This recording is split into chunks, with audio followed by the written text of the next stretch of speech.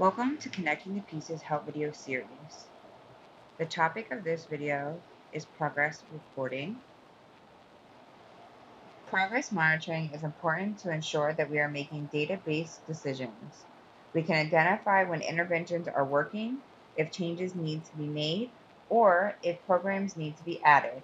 Progress monitoring allows us to share information regarding the student with other professionals, parents, and the IEP team.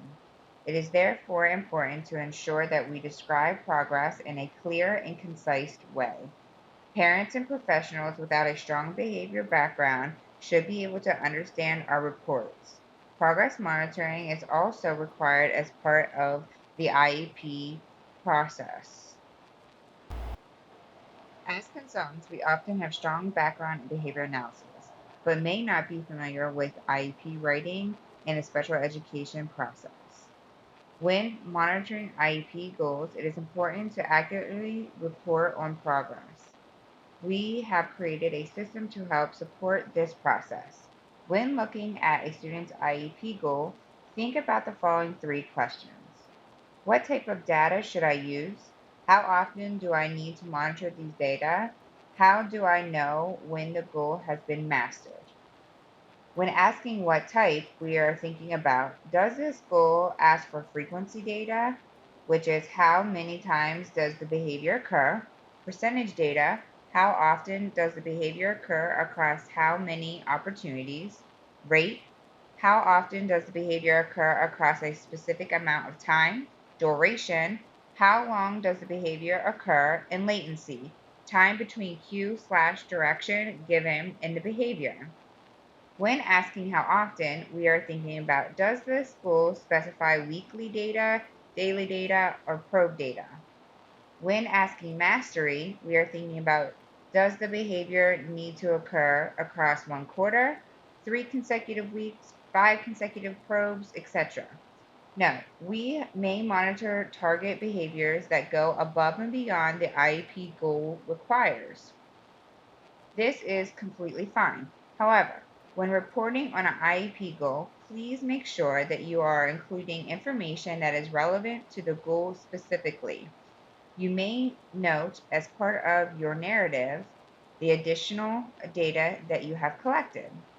Now we'll be looking at specific IEP examples and using these three questions to identify appropriate progress monitoring data collection procedure and to determine how to report on progress. Behavior goal example. When motivated for a desired item, student will utilize appropriate request for items, calmly requesting items using sentences, in place of yelling in 80% of opportunities over 4 consecutive weeks measured weekly. 80% of opportunities answers the first question, what type? Percentage data. Measured weekly answers second question, how often? Weekly probe data.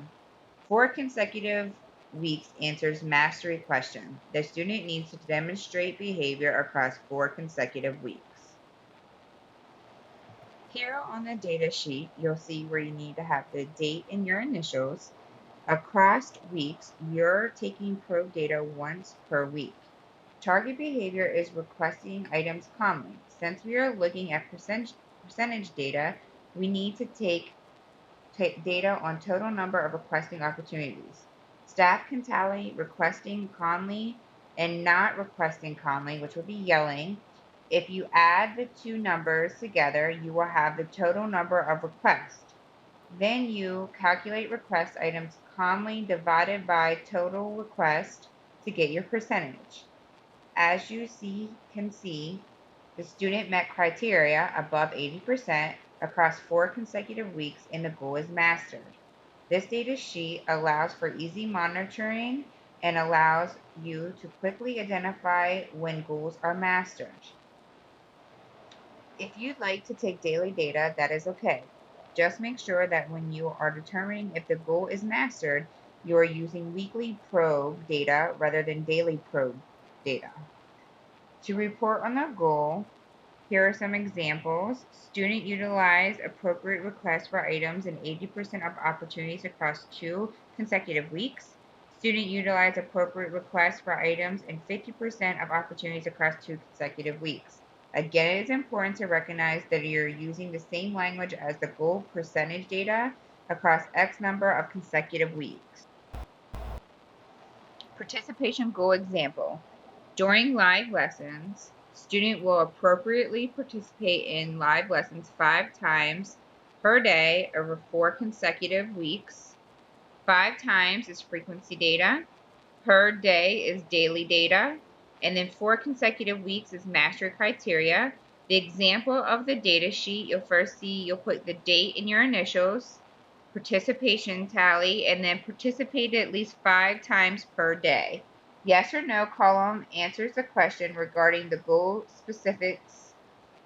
Again, allows for easy monitoring. And then you have your examples here. Student participated 5 to 10 times per day over 3 consecutive weeks. Student participated 3 times per day over 4 consecutive weeks. Conversation goal example. When conversing with peers, student will engage in on-topic conversation for 4 exchanges measured daily and 80% of opportunities over 1 quarter. 4 exchanges, or 80%, is frequency data and percentage data. Measured daily is our daily data. And then over 1 quarter answers our question on mastery criteria. Here's an example of your data sheet that you would use. So you put your date in the initials, and then you have your boxes of your exchanges. The 4 boxes on each day allow for staff to monitor goal easily. Again, you're assessing 4 exchanges, and each box represents 1 opportunity for an exchange. Again, allows for easy monitoring. Note here that you can take plus and minus data for exchanging each day rather than just monitoring 4 exchanges. Sometimes it's easier for staff to take accurate data when the data sheet is set up clearly this way. This ensures that staff know to take data on 4 exchanges. Anything less will not count for monitoring the goal. So an example of the reporting is student engages in 4 exchanges during 50% of opportunities across 1 quarter. Manding goal example. In the natural environment, student will independently request items present, asked, "What do you want?" at a rate of 1 time per minute over 4 consecutive weeks. 1 time per minute is rate data. In natural environment is session data. Over 4 consecutive weeks is the mastery criteria. And then you'll see an example of the data sheet. So you have your date initial, then you'll have your independent mans, duration of mans, and then rate per minute. And then you have your example of reporting. Student request item at a rate of 1 time per minute over 2 consecutive weeks.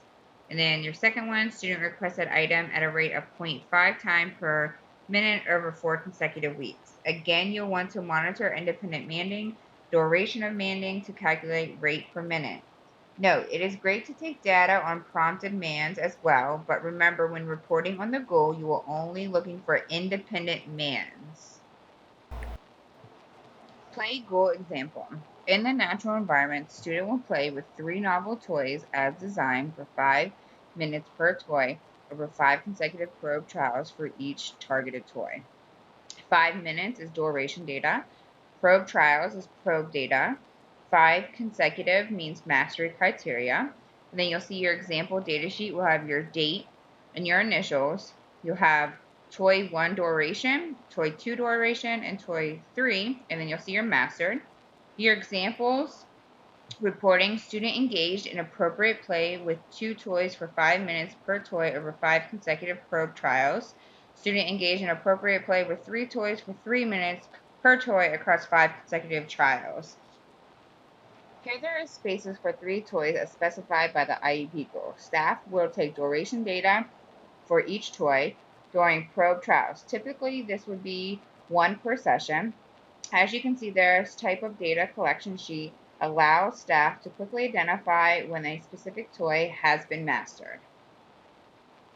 An example of participation data sheet. So first you'll have your date and your initials, appropriate participation, did not participate or made inappropriate statement, total participation opportunities, and percentage of appropriate participation.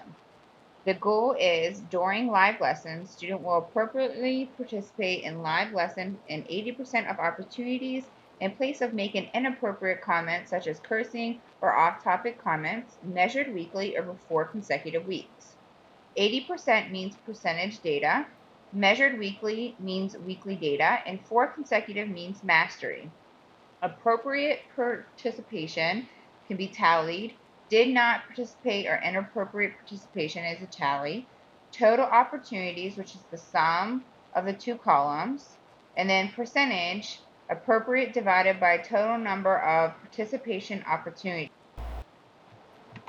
Question: how would you progress report on the data above? Student participated during at least 80% of opportunities across 1 week. Overall, the student appropriately participated during 60% of opportunities across the quarter. Your helpful hints: create one data sheet if feasible for student IEP goal.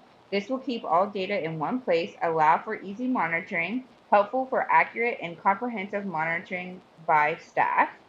Write IEP goal above each data collection tool. This ensures that we all are tracking the IEP goal accurately. Keep it simple. Sometimes complex data collection systems are not feasible. What will result in inaccurate data collection? It may be helpful to keep data collection simple so that staff can focus more on implementing interventions rather than spending too much time trying to collect data. Use resource folder. Example datasheets can be found in the FBA resource folder on the Connecting the Pieces website. Thank you for watching the Connecting the Pieces help video on progress reporting. Check out our library of help videos on other topics.